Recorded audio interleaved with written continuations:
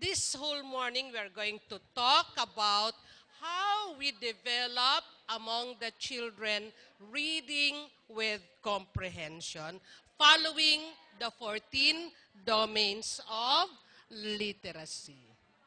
So yesterday, we talked about the characteristics of the learners, starting from the preschool level up to grade 3. So that the presentation aims to make us realize and also to be able to relate to the teachers that they should know the characteristics of the children and the milestones at a certain stage. Yung bang, ito, kaya na to ng bata. With some moderate challenges in the classroom, they can do this. But ito, talagang hindi niya pa kaya kasi hindi pa abot ng kanyang maturity. So we might be talking above their heads. So yun yung merong not yet, merong kaya na, merong madaling-madali na sa kanya. So that the domains of literacy were crafted having these characteristics of learners in mind. So notice that we have these 14 domains, and all the domains are supposed to be developed at the kindergarten to grade 3 level. In the mother tongue first, then in Filipino, then in English. And notice that some domains already stop after K to 3, meaning that the children have developed them already. And but some domains are being developed until kindergarten to grade 6, some until grade 10, some until grade 12. Okay. So yesterday, we talked about the learner characteristics. And when crafting the domains, we had this in mind. We learned yesterday that during the emergent literacy stage, meaning preschool up to beginning grade 1, the children gain control of oral language. There's not much problem with oral language in the mother tongue. They come to school equipped already with vocabulary, with expressions in their mother tongue. But we're preparing them for reading in Filipino. We are also preparing them for reading in English. And oral language is supposed to be developed prior to learning to read in that language. We also noted yesterday that when children open a book, they rely on the pictures of the book to get the meaning. So that when they look at this book, for example, and they open it to this page, they'll say, may dalawang aso, isang puti, isang brown. Tapos merong baka. And to them, that's already the story for this page. Because they cannot read the text yet. That's why this is called a picture book. The pictures help the children in making sense of the story. They pretend to read. Kunwari, adult na rin sila eh. Nakikita nila si kuyang nagbabasa, pag binitawan ni kuya ang book, kukunin niya at kunwari, nagbabasa din siya. And that the child really believes that he can read. He recognizes rhymes and he loves rhymes. When the mother sings, "Incy wincy spider went up the water spout," naririnig niya yung words. Minsan dapat lang nating pakinggan kasi hindi pa masyadong sharp ang pakikinig nila, especially in English. Instead of singing, "Guavas are ripe, guavas aray. Sabi ng bata, guavas aray. Guavas aray. So dapat papakinggan natin at i-correct. May nagkarol sa bahay namin sa probinsya last December. Sabi niya, in heaven and urinate. Sabi ko, bakit biglang umihi sa langit? Yun ang, so, they have to be corrected. But they recognize the sounds. Dapat lang, tayo naman, dapat masyadong malinaw ang pag-sound natin. The children start recognizing letters. My dissertation is on emergent literacy behaviors. And I looked at the literacy behaviors of young children, those who are not yet going to school. Some children can start recognizing letters as early as 2.5 years. Ewan ko kung may mga bata, may mga anak kayo na 2.5 pa lang, nakaka-recognize na ng letters. Pero ang normal talaga, not all children are already capable of recognizing the letters, is at age, anong sabi ko kahapon? Kailan nakaka-recognize na ng letters? Age 4. Kampante na tayo na hindi tayo ibabantay bata for making the children do something that they cannot yet do. At age 4, kaya na nila. But even before that age, they already make sense of the environmental prints. And children start writing their own name. Minsan isang letter lang, name na nila yon. I observed a child na 3 years old, pag nakakita siya ng letter N, pangalan ko yan, Nikki yan, pero N lang yon. Okay. So based on these characteristics of emergent learners, we have the following literacy domains. First, we want to develop their positive attitude towards literacy, language, and literature. Positive attitude.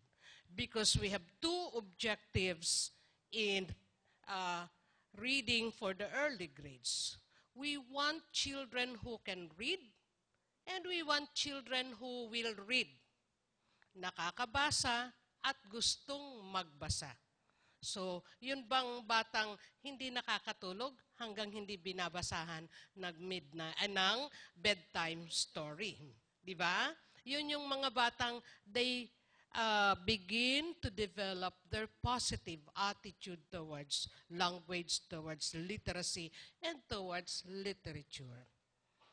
As a story is read to them, we ask questions to develop their listening comprehension.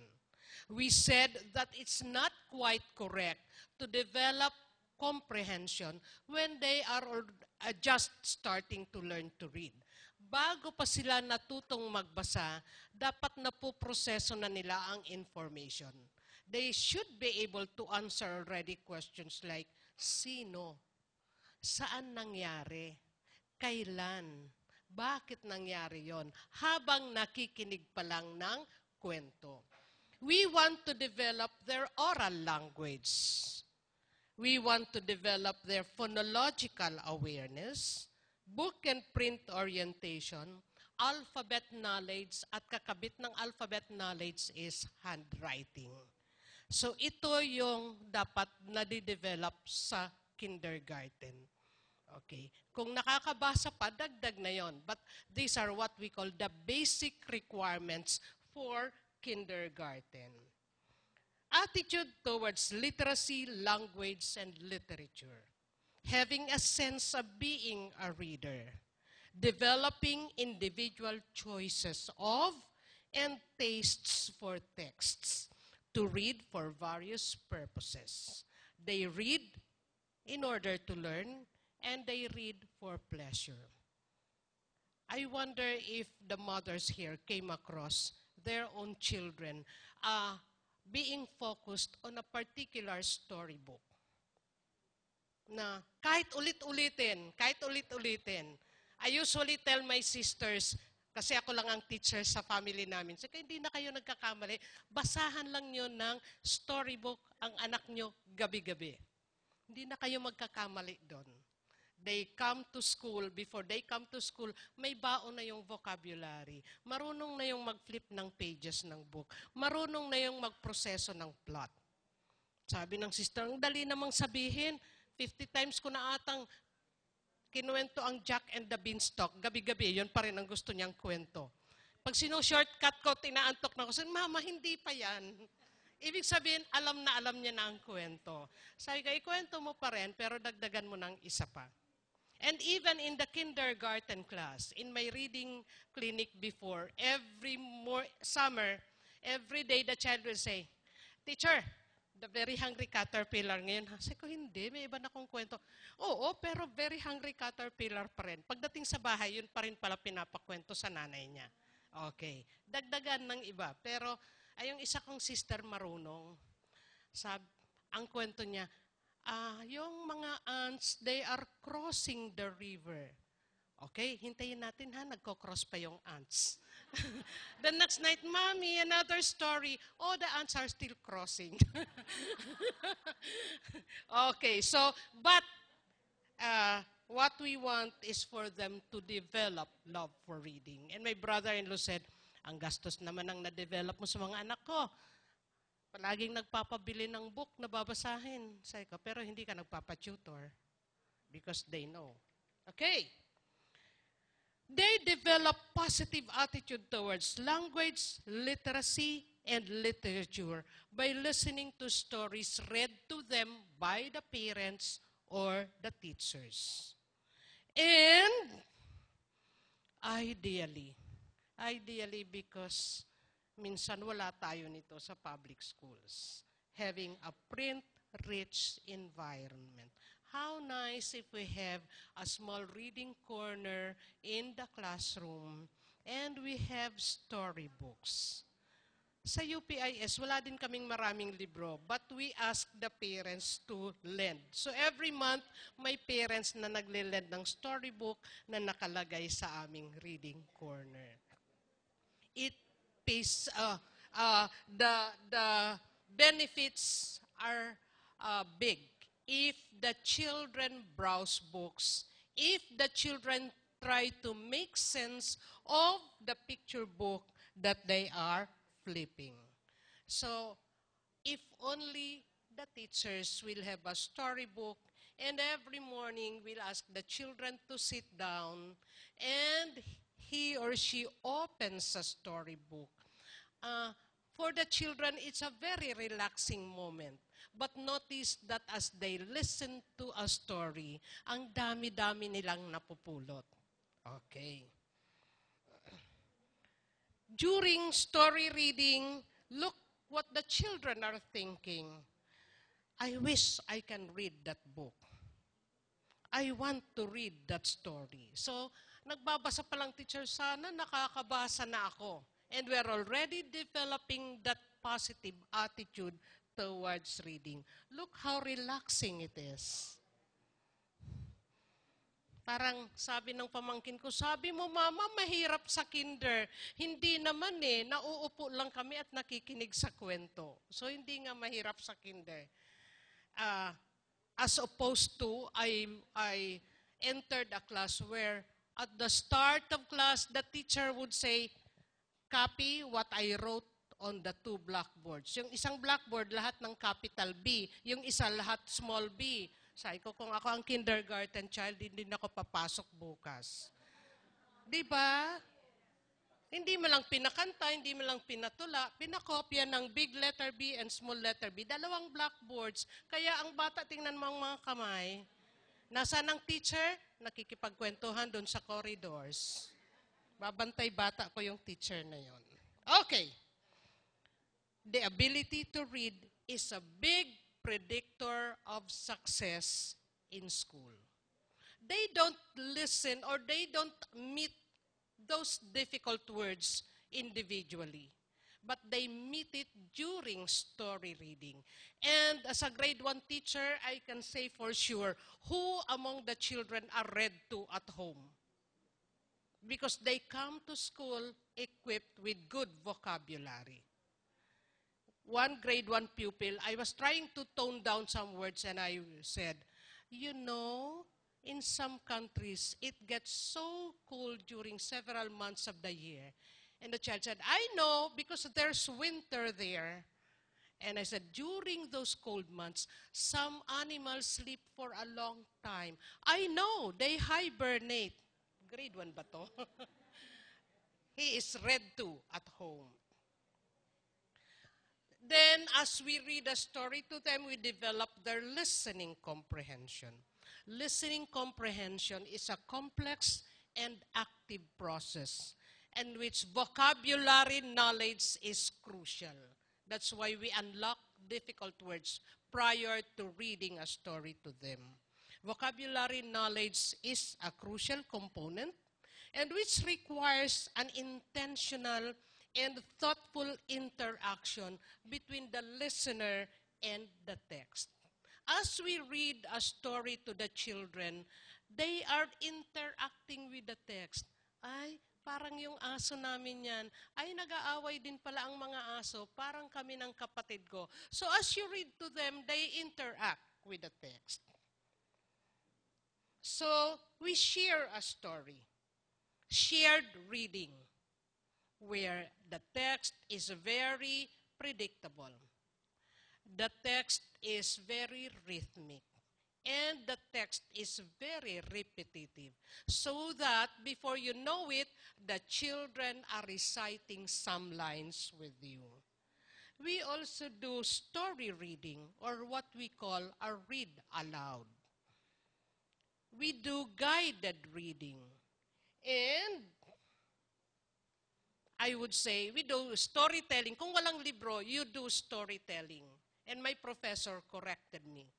Kahit may mga libro, sometimes the children need storytelling because the book, even if it's a very good book, acts as a barrier between you and the children. Kasi tumitingin ka sa libro, tumitingin ka sa bata. But if you're doing storytelling, walang barrier. Nakatingin ka mismo sa mga bata abang nagkukwento ka. And if the children knit their eyebrow, you know that you have said something that they don't understand. And you can change the word. Okay. Kung may time, mag-storytelling tayo mamaya. Shared reading, as I said, the text is predictable, it has repetitive lines, and it is rhythmic. So for example, this book, Uulan Ba? Basahin nga natin. Isang araw, lumabas si manok. Tak, tak, patak. Uulan yata, sabi ni manok. Siya ay tumakbo sa munting kubo at doon sumukob. Lumabas si pagong. Tak, tak, patak.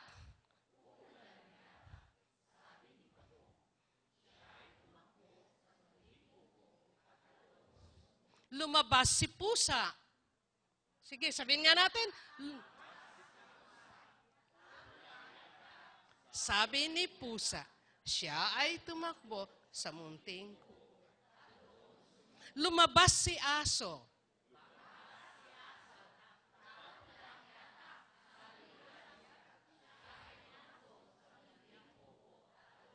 At tingnan nyo, napaka-repetitive ng text. It's also the story, Down Came the Rain. Peter, Patter, down came the rain. It fell on cat, it fell on kittens, it fell on cat, on kittens, and me. Second page, Peter, Patter, down came the rain. It fell on hen, it fell on chicks, it fell on hen, and chicks, and me. And my pupil said, ay, paulit-ulit lang, teacher. Kami na ang babasa ng Peter Patter. So it became a shared reading. They read, Peter Patter, down came the rain. And I read, it fell on duck, it fell on ducklings, it fell on duck, on ducklings and me. And again, they said, Peter Patter. So masaya ang klase. Feeling nila nagbabasa talaga sila. So shared reading. Story reading. Oh, nandyan si Mayor Story reading with the parents. You invite them in the classroom and they read to children. Books like The Carrot Seed, Tic-Tac-Toc, or Who Took the Farmer's Hat. Maliit na siya, hindi na repetitive ang lines. So you read it to them directly. Guided reading. You now read with the child. You listen to the child read a book. And you make corrections on certain parts where the child hesitates to read. Why read stories? Aside from developing positive attitude towards language, literacy, and literature, story reading improves the pupil's attention span. Every day, they sit down for 15 to 20 minutes to listen to you read. Nahalata mo, nag-i-improve, humahaba ang kanilang attention span. And even the boy who is an ADHD in class, pag nag-read ka ng story, he is like an angel in front. Nakikinig siya sa kwento. It develops or improves their listening comprehension. They are introduced to oral language, vocabulary, and concept.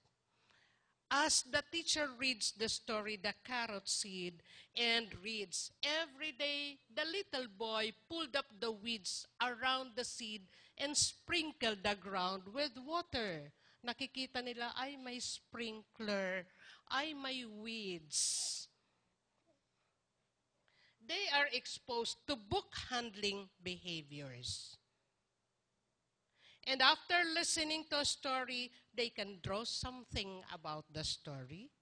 They can write down their ideas or they compose. Look at those children composing from the story, The Most Beautiful House in the Forest, and the story, The King's Birthday Gift. Every time that I read a story to the children, there is a composing activity, and we're going to talk about it later. Stories may be used for introducing a grammar lesson. For example, after reading The Very Hungry Caterpillar, I use this is a and this is an as my grammar lesson. I introduce. This is an apple, this is an orange, this is a pear, this is a strawberry. So yung kwento, springboard for introducing a grammatical structure. Likewise, stories are springboard for values development. In the early grades, you cannot preach during, ano yung values ngayon, anong tawag? Sa edukasyon sa pagpapakatao. And it would be very effective if a certain concept in edukasyon sa pagpapakatao would use the story as a springboard. Being a good brother or sister, being friendly, knowing how to share, being patient, being helpful, lahat yun merong po pwedeng springboard na story. Third domain is oral language, which refers to one's knowledge and use of the structure, the meanings, and the uses of the language. Please take note that literacy development depends on the development of oral language in the language of literacy. One reason why we fail or why our teachers fail in developing reading comprehension among the children is we demand that they read with comprehension, but we don't equip them with oral language in the language of literacy. Bigla nating papabasahin ng English story. Wala naman silang kamuwang-muwang doon sa mga sinasabi sa kwento. So they can just decode the words, but they don't understand what they read. And reading comprehension is a big problem now in our schools, which I think the early grades teacher can correct by offering oral language so that every word that the children read, they understand. Because, will you read the second bullet? 1.